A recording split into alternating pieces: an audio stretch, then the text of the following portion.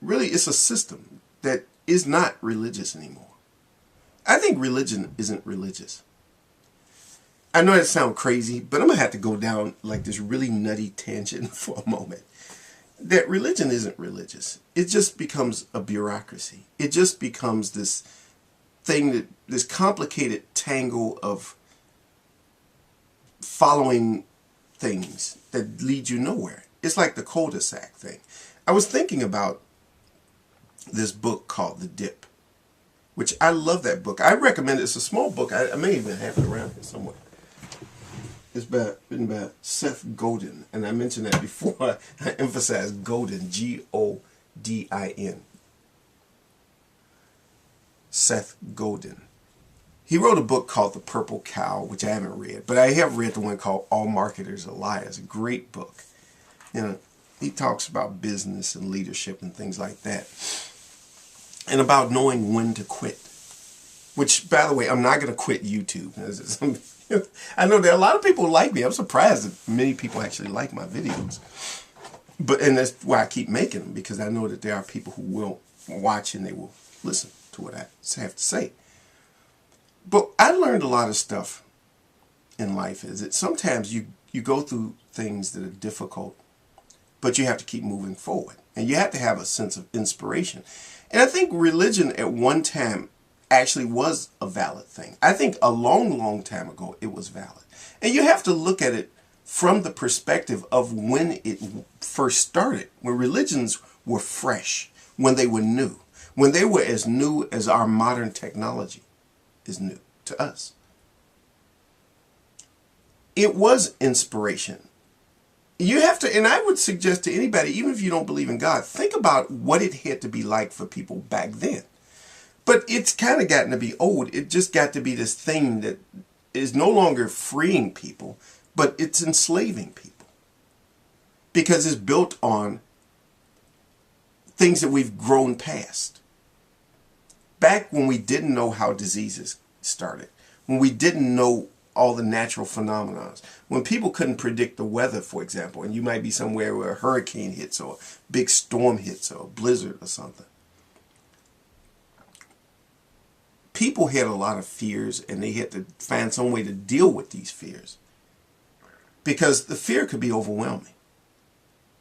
That could be a killer itself. You know, stress can kill you. We know that today. Stress can kill you.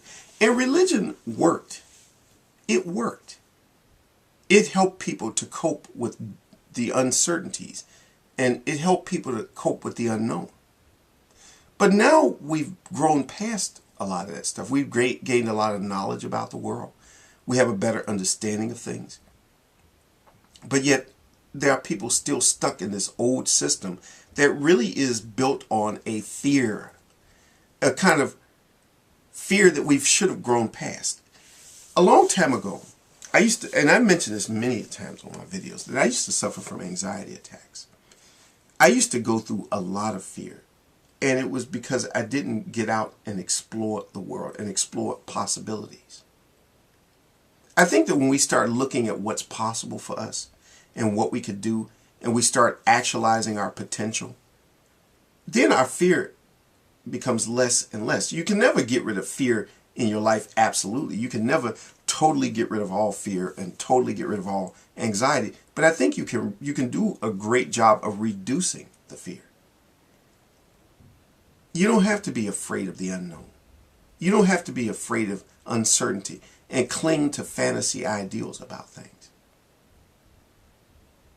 I think you can be realistic. You can be optimistic. You can be hopeful. And I think you can move forward in life. I think you can't really move forward with a gloom and doom attitude. That's one of the reasons why I'm a big advocate of positive thinking. But I don't think of positive thinking as being some sort of how can I put it?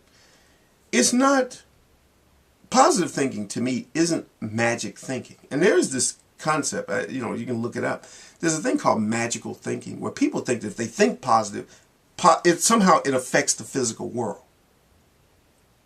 You know, if you think positive, you know, somehow you'll get lucky. It's like if you went to the casino, for example, and you think positive, you're going to win. No, I don't think so. I think if you went to the casino and you think positive and you win, those things are coincidence.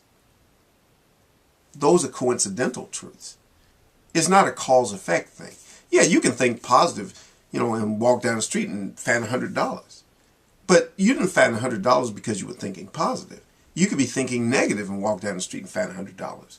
Just like you can get cured of an illness, positive thinking or negative. I was thinking about this woman who was saying something about it, but she seemed to be almost like an advocate for negative thinking. She was talking about the fact that she had cancer at one time. And she was negative and she was fighting and kicking it all the way. But she went through the chemotherapy and everything else, and she got better. Her cancer went into remission. But she seemed to be like this anti-positive thinking. I believe in positive thinking. But I also agree with the woman, yeah, you could be negative and overcome an illness. I think a person, for example, could be like me. They could be a type 1 diabetic. They could have a negative thought about it, but if you follow the treatment plans of the doctors, you're going to do better. Check your sugar regularly. Use your insulin. Eat right. Be active. Exercise. And you're going to be healthy. You could be that way and still have a negative outlook on life. But so my thing isn't so much that I don't believe in the magic thinking part of it, that if you think positive, somehow magically everything is going to work out. I think, however, that positive thinking for me is really not a means to an end. I'm going to kind of borrow some idea I got from Abraham Maslow, what he was talking about. You have to read his books, and I'm not going to go into all that detail, but I strongly recommend everybody read Abraham Maslow. Please read his stuff. It's great. All of his books. If you were going to start with a book, I would start with the one called The Further Reaches of Human Nature. But I'm going off on some other issues.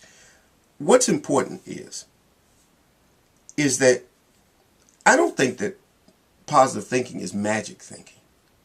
But it is an ends in itself. It's not a means to an end. Most of the time we look at everything as a means to an end. If I think positive, I'm going to have a lot of money. I'm going to get healthy. I'm going to, no. Those things might happen. But I think what's important is that being positive is its own reward. In other words, it's an ends in itself. If you think positive and you work hard, life does improve. But it improves from working hard. However, things can improve in a sort of empirical sense that, you're living in a better house, you're making more money, your health is improving, and so on and so forth. But if you have a negative attitude, you can have all those things, and yet you feel miserable. And I don't want to live a miserable life, even if I could live to be 120 years old. 120 years of misery, to me, is less valuable than living 60 years of bliss. All I'm saying is really that positive thinking is its own reward. It's not a means to an end. And that's the way I think about positive thinking. It doesn't need anything outside of itself to justify itself. That's all you need is just to be positive.